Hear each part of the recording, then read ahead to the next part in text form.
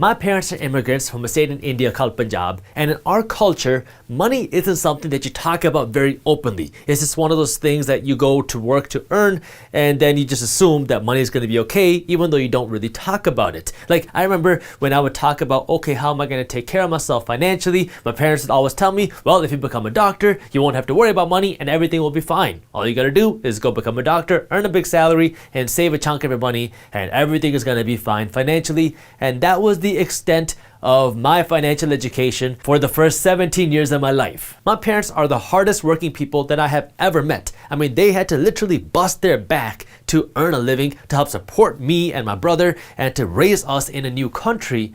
But they never really understood financial education. I mean, this was all they knew. And so they thought that if you wanted to become wealthy, all you had to do was get educated, earn a big salary, and save some of your money. Like most people, they didn't grow up with financial education, and that's probably one of the reasons why I'm so passionate about the Minority Mindset message to help spread this financial education, because this is something that so many people need. I mean, we all need this, but most of us are never taught how to use our money the right way. Now, when it comes to you becoming wealthy, there are 5 money skills that you need to know. The first basic money skill you need is you need to know how to live below your means. This was pretty much the only money skill that I grew up learning, because in the Indian culture, the traditional Indian culture, the whole idea is you make $1 to spend 20 cents. You can compare that to the American culture, where you make $1 to spend $2. Now, I know this is a generalization, but this is reality at the same time. Lots of Indian people are cheap. Lots of American people are in debt. I'm not saying that you shouldn't pay people what they deserve. I'm saying that you should be cheap in a smart way by keeping more of your money for yourself instead of spending all of your money. I used to guest teach in Detroit public schools,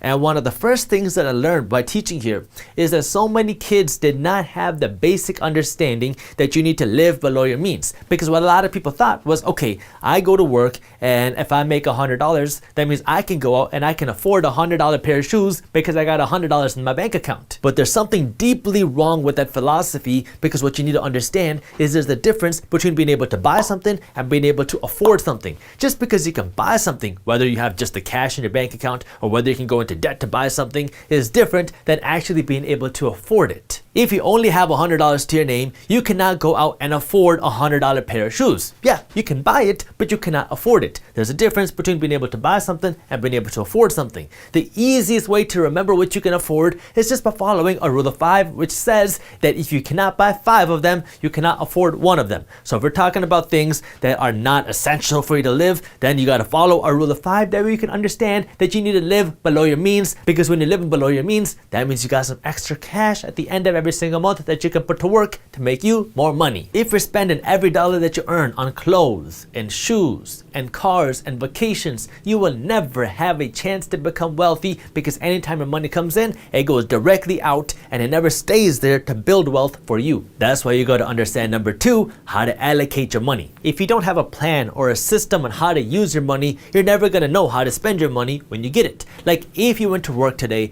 and your boss gave you an extra $10,000 raise today, how would you spend that money?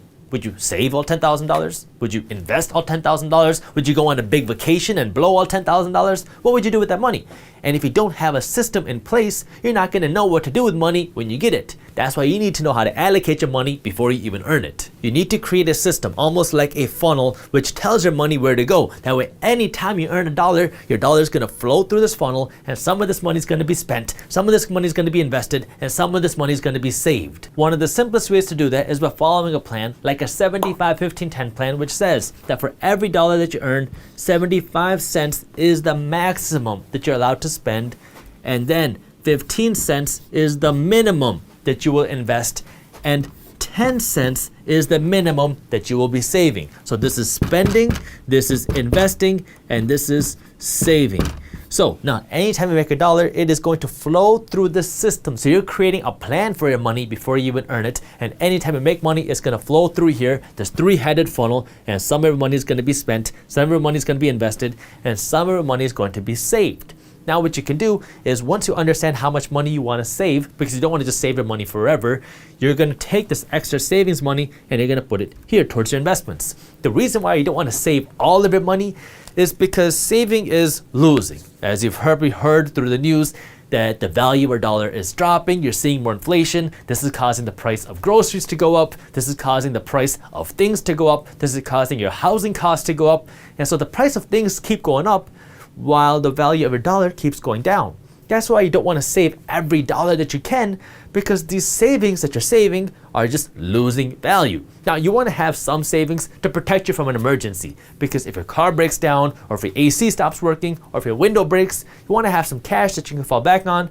That way you don't have to go into credit card debt to fix these emergencies. So you want to have somewhere between 3 to 12 months worth of expenses saved in your savings account. That way if something bad happens, you have cash to fall back on. So if you're okay taking on more risk, then you might only need 3 months worth of expenses saved. But if you want to be really conservative and you want to have that extra cushion, then you can have 12 months worth of expenses saved in your savings account. You got to find that right balance for you.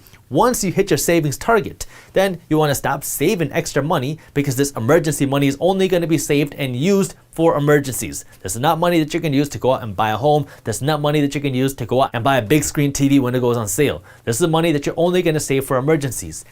After you finish that savings goal, that's when you can start allocating your savings money towards your investments, because this is the money that is going to make you wealthy.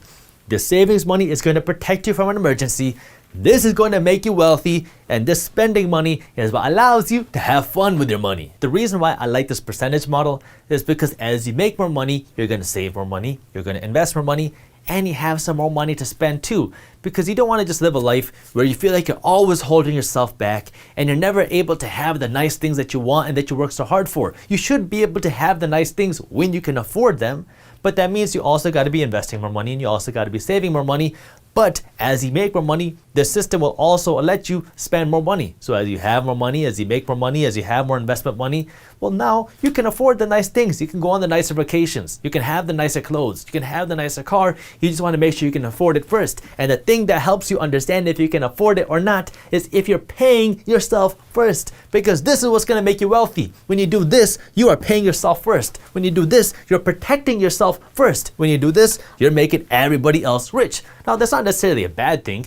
I mean, everybody wants to have a nice car. Everybody wants to have nice clothes. Everybody wants to go on vacations, right? It's not bad to pay other people, but when you do that, you just want to make sure that you're paying yourself first. And this is where you got to know how to allocate your money, because when you're allocating your money this way, where you always have money going towards your investments, and you always have money going towards your savings in a way where you're saving your money the smart way, and you always have money going towards your spending, but not all of it. Now you're allocating your money in a way that's building you wealth first. Now, this brings me to number 3, because once you're allocating your money the right way, you need to know how to grow your money, because what's going to happen is you're going to have some savings growing. You're going to have a bank account with your savings money, and you're going to build a savings cushion. You're going to know how to spend your money, because when you have money to spend, you're going to go to the store and spend it. But your investment money is going to be sitting there, and you want to know how to grow this investment money, because if this is the money that is making you wealthy, you got to know how to actually grow this money so you can have that wealth. So let's talk about how you can invest this money so you can build wealth. If you enjoyed this short clip from my longer videos, here's another clip that I think you'll love. And while you're at it, if you're interested in learning more about how to start generating passive income,